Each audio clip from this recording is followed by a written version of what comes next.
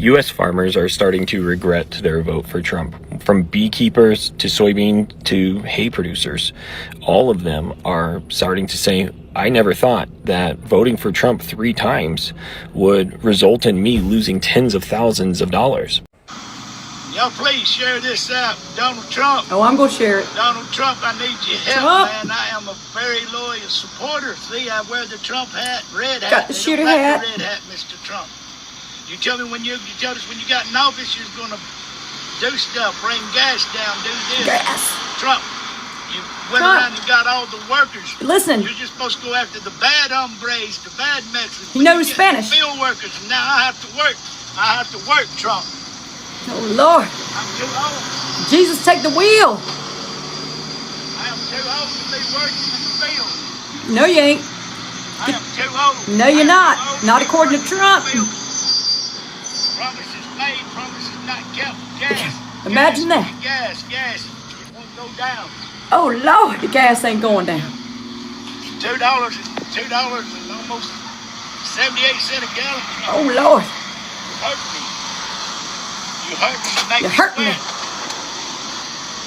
Help us, Mr. Help me. Help us. Well, hey there, you MAGA #1 fan man, you. How cute. Calling on your felon and idol like he's listening. And according to your profile, you're one of those MAGA chuds that was worried about gas prices and your grocery bill. And your videos sure are telling us how you're feeling about that right now. You didn't think you'd be used and abused by old Dick Don the Con? Once again, you ignorant farmers voted with your ingrained hate and so-called Christian mentality. And my guess is that you probably depend on a medication regimen of beta blockers and diabetes maintenance. But don't worry, your love lust Dick Don has plans for screwing you there too. And you're still rooting for a hero that just fell to a 0 upon his death. Yeah, the Hulk's legacy is forever tainted. He'll be known as a racist, chump-loving MAGA dud. Yeah, that's dud, not stud.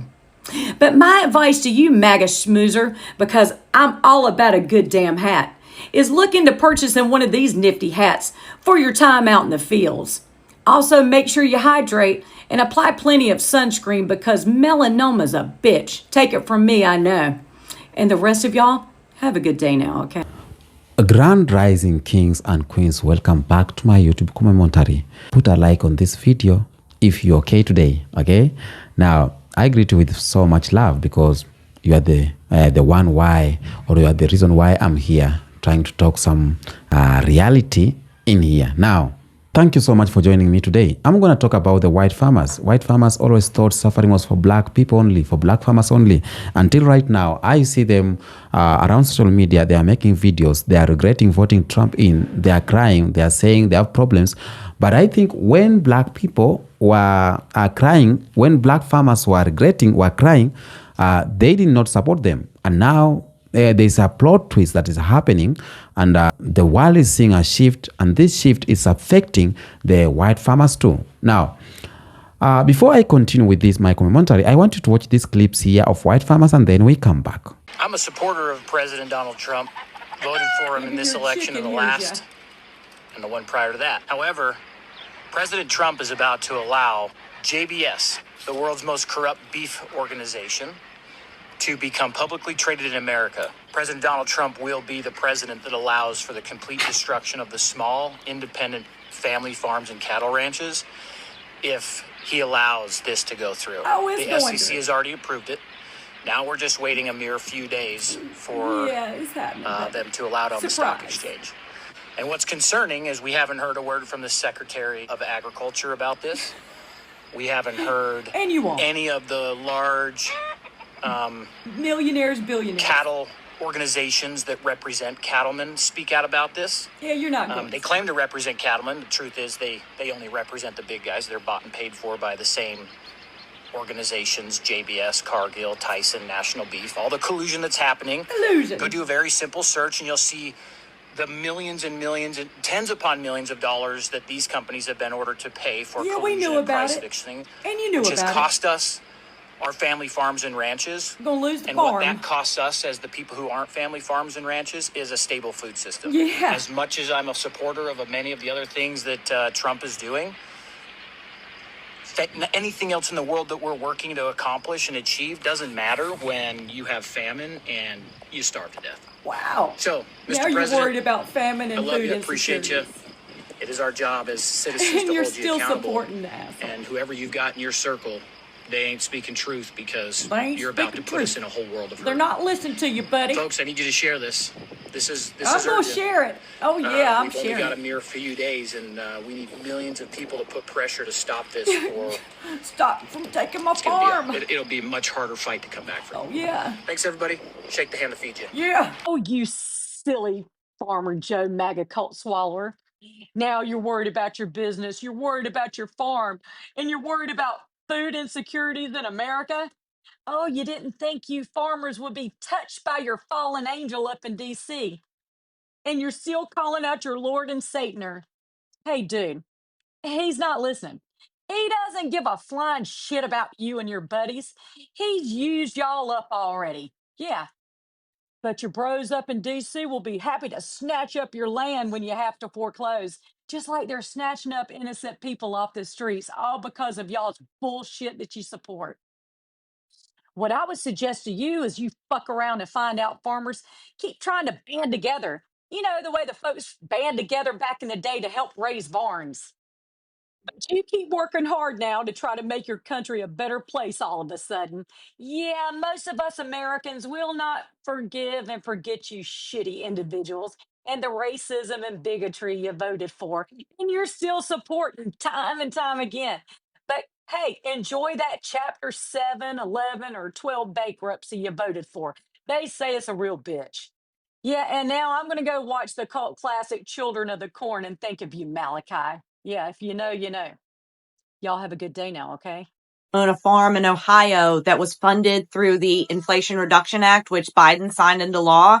And now the executive orders from Trump are rolling back all of that funding for us. So now we can no longer afford our farm. And when all that happened, it was like a lightning bolt hit my brain. And I realized that I shouldn't just be voting for myself, that Trump's policies and EOs are hurting millions of people.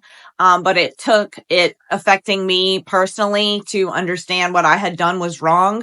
And I think it's really important for anyone to come out who voted for him and is now negatively impacted by the executive orders, or maybe you have friends or family, especially in minority communities, who are being very heavily impacted by what's going on right now.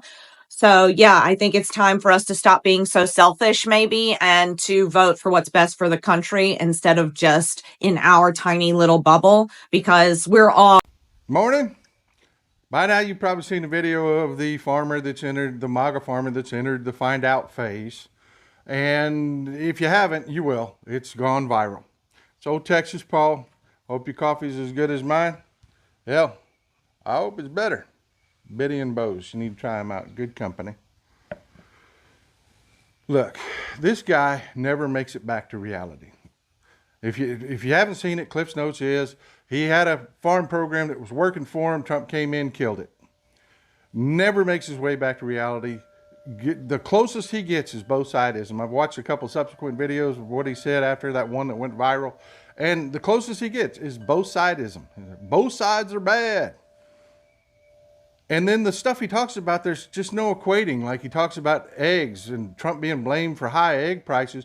Well, we didn't blame Biden for high egg prices, so it's not the same. No, he doesn't understand. We're not blaming Trump for high egg prices. We're blaming him for believing the president is responsible for high egg prices. He never gets there.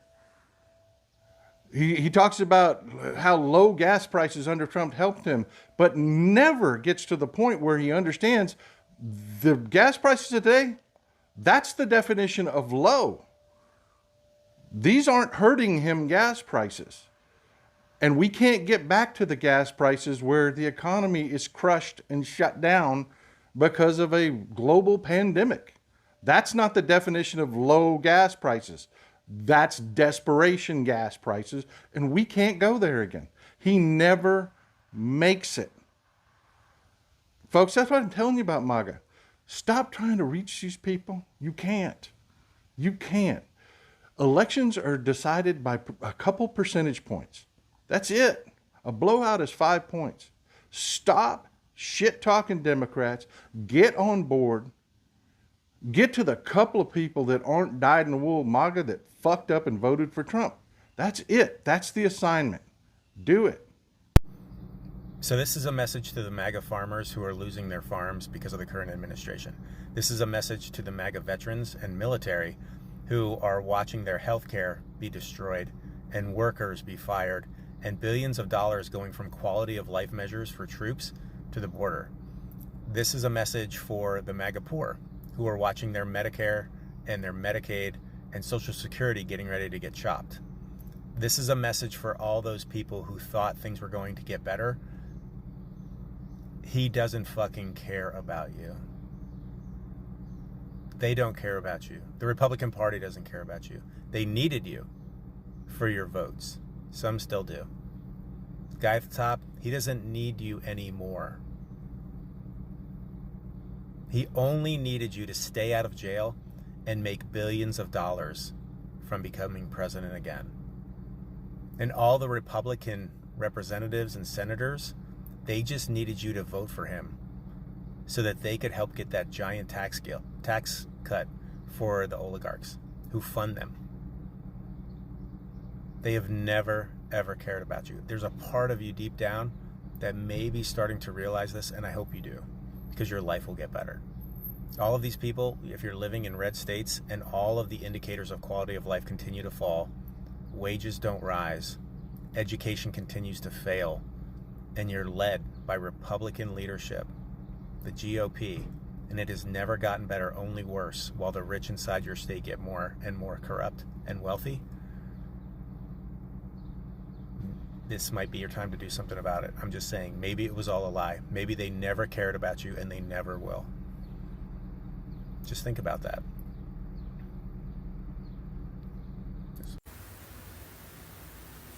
So I just saw this video of this white man who's not MAGA, by the way, or at least he says he's not, but because he damn sure selling the look. But he says he has a fake account over on Twitter, and he joined this group of white farmers, and he's pretending to be MAGA just to see what they're talking about. So apparently they had this group chat or group call where the white MAGA farmers were upset and saying the only reason why they voted for shitty britches was because they thought the blacks didn't have jobs and the blacks would come back and work their fields. They thought they were going to get slavery back by voting for shitty britches. But they have been saying loud and proud with their chest that immigrants were taking their jobs. Yet, there are a couple of farms here in Texas that overnight lost 100% of their workforce. But immigrants was taking their jobs, right? Racism is expensive, huh? It's hopeless. Trying to debate and persuade and reason with not only MAGA nuts, I'm going to include conservatives, Christian nationalists, of course, Republicans. I'm putting them all in one big homogeneous blob. Rod, you are generalizing. Absolutely, yes, I am. These people have proven time and time again that they are beyond hope. They have reached a new level of delusion and insanity. And they have proven time and time again that even if they are harmed by their own ideologies, they will follow their orange Lord and Savior through the very gates of Hades, and many will, before it's all said and done. This nation has always been evil, bottom line. And foundational Black Americans, we know the truth. Everybody else can get caught up in the propaganda, like the holiday that was just celebrated the other day. But we know better, don't we? And the evil has never gone away. The soulless have now truly been unleashed to indulge in their depravity. What do you think folks are going on in these detention centers. What do you think? All kinds of abuses. And that concentration camp that they are calling Alligator Alcatraz, let me tell you something. Alligator, used in that context, is a loaded term. Because during chattel slavery, black babies and children were used as alligator bait. Yes, they were. But see, many of you all don't know that because being willfully ignorant and uneducated and miseducated is a badge of honor for millions in this country. That's why we are in the mess that we're in now that was completely avoidable. That is what is so tragic about this entire situation that this nation is in. All of this was avoidable. So again, I say it's hopeless. Myself and other black creators, we don't tolerate MAGA nuts, MAGA morons, conservative folk who try to crawl into the comment sections of our videos. Many of us with extreme prejudice delete their comments and block them whenever we encounter them. Because nope, I'm not wasting my precious time on this earth. And I suggest you don't either. Our time is better spent on other priorities because again, these people write them off. It's hopeless. Welcome back.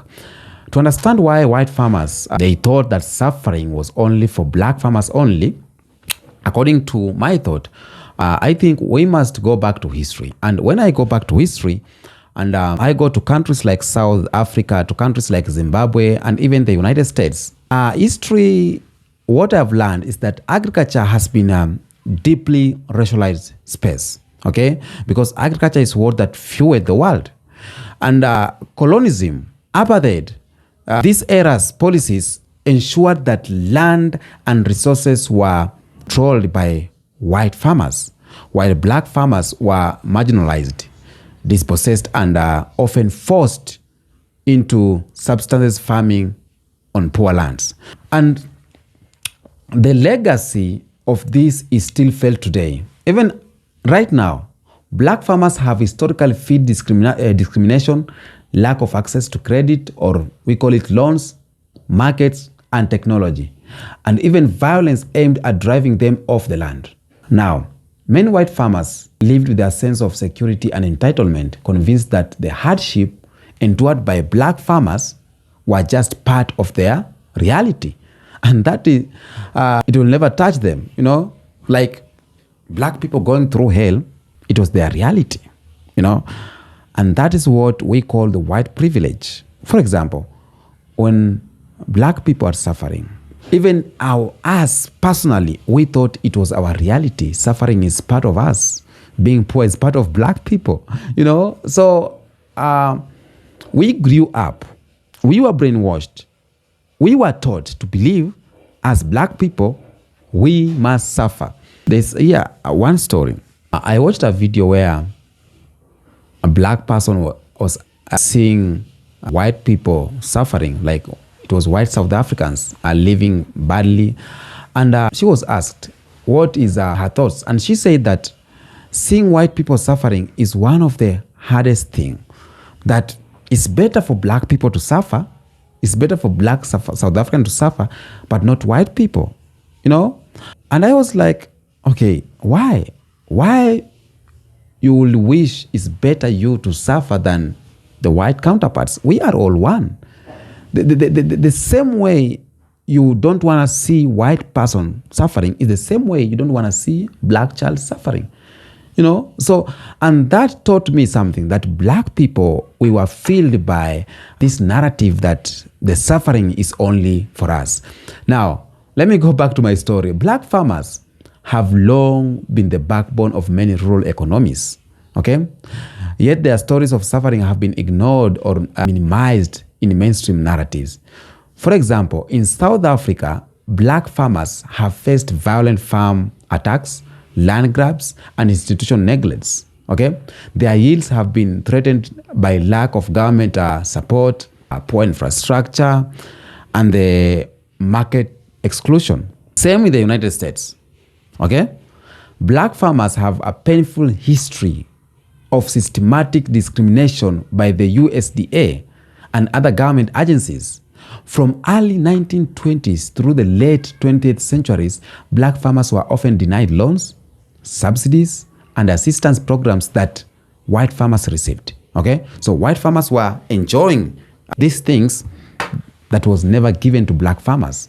So this led to a drastic decline on black-owned farms from 15 millions, I think, to 1 million. That is nearly from 15% of all farms in 1920s to less than 2% into today. That is a drastic fall, just because black farmers were oppressed, just because black farmers were seen less. Okay? But despite this, black farmers kept fighting for their rights and land. Okay? Often facing violence and legal battles. They fought. There's something we call 40 acres and a mule. They were promised that, but when things went to normal, it was just a promise. So even when you see the rise of Trump right now, the political divide we are seeing that is making white people to have a twist, to have a cry, is something that white farmers never expected, because the presidency and the political rhetoric around Donald Trump resonated deeply with many white farmers who felt their traditional way of life was under threat. Okay? They were promised protection, economic revival, and they were promised an end to the perceived threat of losing land and status. Okay? Land and status. Trump campaigned heavily on bringing back America to America, issues like immigration control, law and order, support rural America. And many white farmers saw this as a chance to regain stability, because black farmers were getting back to their feet. So for a white farmer to gain back that stability, he needs to have a racial leader who will see them first. Okay? That's what I'm thinking. But here's the catch. The promises often came with increased racial tensions and polarizations. While some policies aimed to support farmers, many white farmers believed that only they deserve the support. That's what they believed, ignoring the struggles of black farmers and minority farmers. You see? Now, while Trump went into this agriculture, okay, many black farmers reported that despite the rhetoric, government programs remained difficult to access. Despite what Trump said, it remained hard for them to access some government programs. Farm debts continued to rise for many small and minority farmers. Violent farms attacks, especially, for example, in South Africa, increased in the political and social atmosphere, fueled by racial divisions. Subsidies and bailouts sometimes just benefited larger or established, mostly white-owned farms. And when I talk, you hear me touching South Africa, because in South Africa too, you have had the white farmers and the black farmers. So whatever is happening in the world, it's in Africa, in the US, it's in both. And at the same time, economic pressure mounted. Climate change affects market violently, and global supply chain issues did not spare any farmers, regardless of the race. Okay? Now, the plot twist is here. White farmers began to suffer. White farmers started to face the very hardship they had long assumed that was reserved for black farmers only. Increasing farmer attacks, even in South Africa, it began to target white farmers. Economic instability hit crop prices and livestock market hard. Access to credit became more competitive, and political unrest and changes in land reform policies, created uncertainty. White farmers face bankruptcy. This is in US. Bankruptcy, loss of land, and felt abandoned politically. Okay? So many white farmers who had supported Trump presidency, who had ignored black people, began to feel the sting of neglect and realized that their suffering was no longer a distant possibility but a harsh reality. If you could buy on this reality back then, the suffering could not be harsh on you. Okay? So, With this suffering, it always came with regret. Now, many white farmers have started regretting, starting to question their political choices. Did voting for Trump truly protect our interest? Why did the promised support fail to materialize for us? So they are regretting their vote to Donald Trump.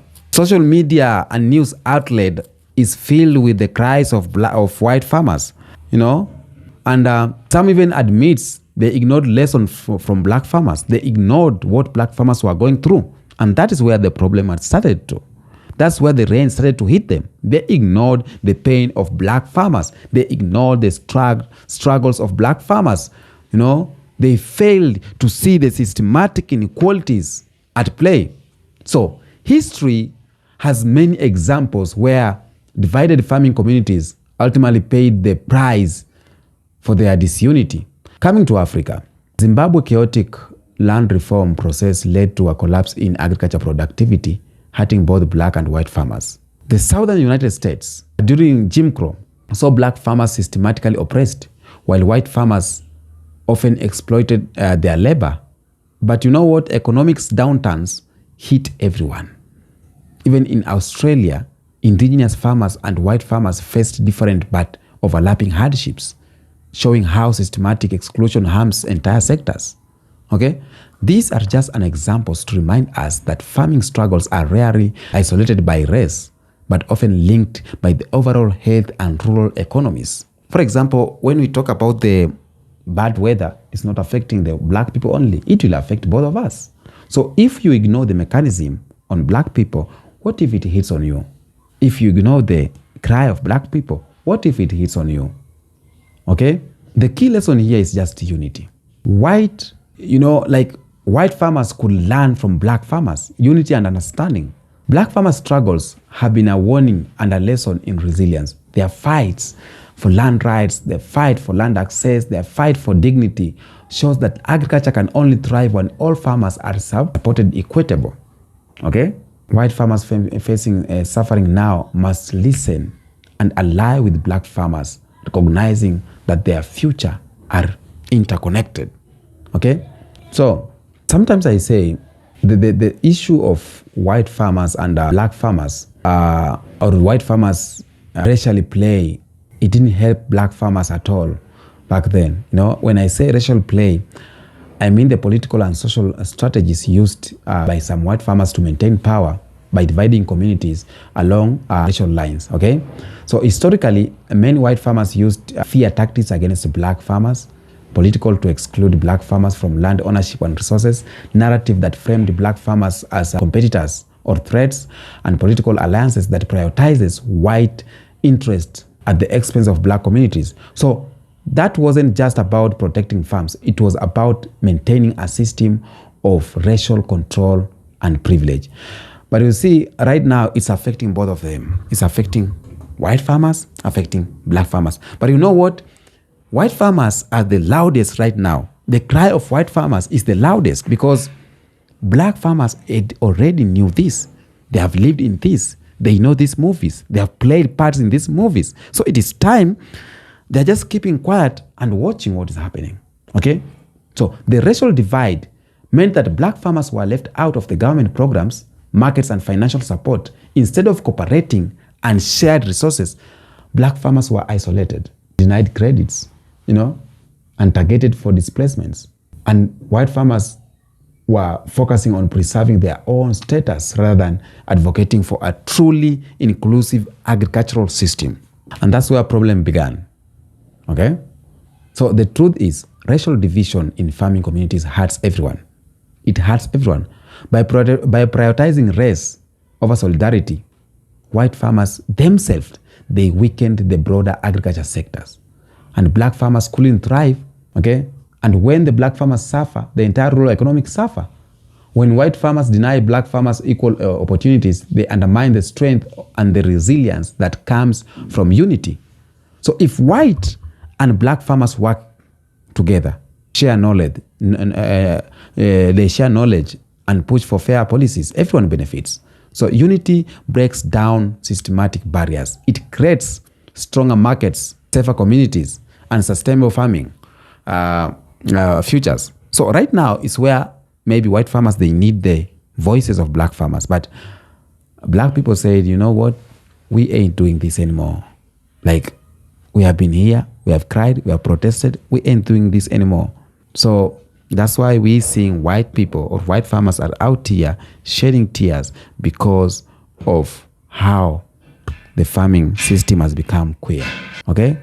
But when you talk about unity, black people and white people can unite at the benefit of both of them.